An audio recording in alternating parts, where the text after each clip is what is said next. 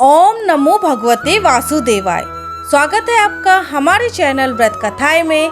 आज हम बात करेंगे पाप मोचनी एकादशी कथा के बारे में। साथियों, अगर आप हमारे चैनल पर नए हैं तो इसी प्रकार की सच्ची कथाओं के बारे में जानकारी के लिए हमारे चैनल को सब्सक्राइब कर लें और बेल आइकन नोटिफिकेशन ऑन कर लें, जिससे हमारी आने वाली सभी वीडियो आप तक सबसे पहले पहुँचे। तो चलिए वीडियो शुरू करते हैं।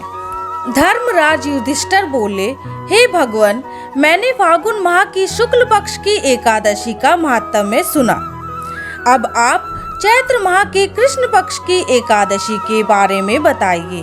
इस एकादशी का नाम, इसमें कौन से देवता की पूजा की जाती है तथा विधि क्या है, सो विस्तार से कहो। श्री कृष्ण भगवान बोले, हे राजन, चैत्र माह के कृष्ण पक्ष की एकादशी का नाम पाप मोचनी एकादशी है। इस व्रत के प्रभाव से मनुष्य के अनेक पाप नष्ट हो जाते हैं। इस पाप मोचनी एकादशी की कथा को मैं कहता हूँ, तुम सावधान होकर सुनो। प्राचीन समय में वसंत ऋतु में कुबेर का चैत्ररथ नामक वन फूलों से सुशोभित था। वहाँ गंधर्वों की कन्या किन्नरों के साथ विहार करती थी। इंद्र आदि देवता भी वहाँ क्रीड़ा करते थे। उस वन में एक मेधावी नामक मुनि तपस्या करते थे। वे शिव भक्त थे। वहाँ अप्सराओं ने मुनि को मोहित करने का प्रयत्न किया। मंजू घोषा नाम की अप्सरा सोचने लगी कि कैसे मेधावी ऋषि को मोहित किया जाए। सुंदर शरीर वाली श्वेत यज्ञोपवीत धारण मंजू घोषा उस वन में गई जहाँ मेधावी ऋषि रहते थे। मंजू घोषा मुनीश्वर को देखकर दूर खड़ी हो गई। कामदेव के वश में होकर मंद स्वर से गान करने लगी। उसकी चूड़ी, करधनी और नुपुरों की झनकारों से वन गूंजने लगा। हाव भाव सहित गाती हुई अप्सराओं को देखकर मुनीश्वर भी कामदेव की सेना के वशीभूत हो गए। मंजू घोषा आकर मुनि से लिपट गई। उसके सुंदर शरीर को देखकर वह मुनीश्वर भी उसके साथ वन में रमन करने लगे। वह ऋषि उसके सौंदर्य पर मोहित होकर शिव रहस्य को भूल गए और काम के वशीभूत होने के कारण उन्हें दिन रात्रि का कुछ भी ध्यान न था।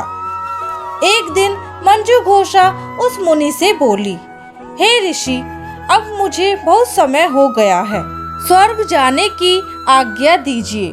मेधावी बोले, अभी तो सवेरा हुआ है, मेरी बात सुन। जब तक मैं संध्या करूं, तब तक तू यहाँ ठहर। मुनि के इस वचन को सुनकर वह डर गई। फिर मुस्कुराकर विस्मित होकर बोली कि विपेंद्र, अब तक न जाने कितनी संध्या चली गई। मुझ पर कृपा करके बीते समय का विचार तो कीजिए।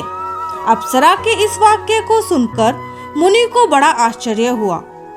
तब मुनि ने हृदय में ध्यान करके समय का अनुमान लगाया और बोले, हे सुंदरी, तेरे साथ 57 वर्ष बीत गए। तब को बिगाड़ने वाली अप्सरा को काल के समान देखकर क्रोध से मुनि के होठ कांपने लगे और बोले कि तू पिशाचनी हो जा। हे पापिन, तुझको धिक्कार है। उस मुनि के श्राप से वह पिशाचनी हो गई। वह मुनि से प्रार्थना करने लगी। तब वह बोली, हे मुनि, अब मुझ पर क्रोध को त्याग कर प्रसन्न हो जाओ और श्राप का निवारण कीजिए। मुनि बोले, हे अप्सरा, मैं क्या करूं?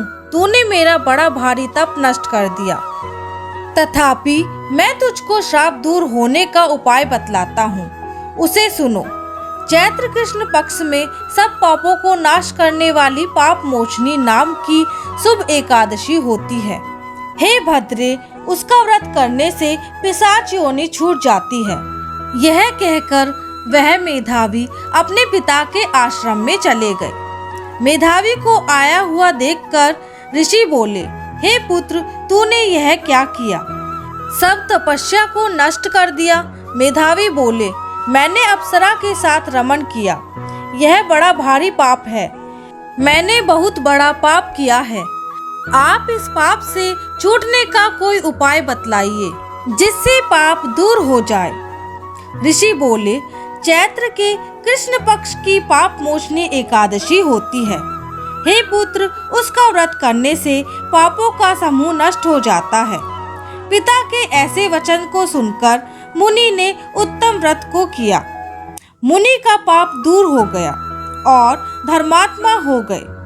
वहाँ मंजू घोषा भी इस व्रत को करके पाप मोचनी के व्रत के प्रभाव से पिशाच योनि से छूट गई। दिव्य रूप धारण करके वह सुंदर अप्सरा स्वर्ग को चली गई। इस व्रत के करने से सब पाप नष्ट हो जाते हैं। कृष्ण भगवान बोले, हे राजन, इस पाप मोचनी एकादशी के प्रभाव से सब पाप नष्ट हो जाते हैं। इस एकादशी की कथा का श्रवण करने व पढ़ने से 1000 गौदान करने का फल मिलता है। इस व्रत के करने से ब्रह्म हत्या करने वाले, अगंबा गमन करने वाले आदि के पाप नष्ट हो जाते हैं और अंत में स्वर्ग को जाते हैं। तो साथियों, आशा करती हूँ कि आपको हमारी वीडियो पसंद आई होगी।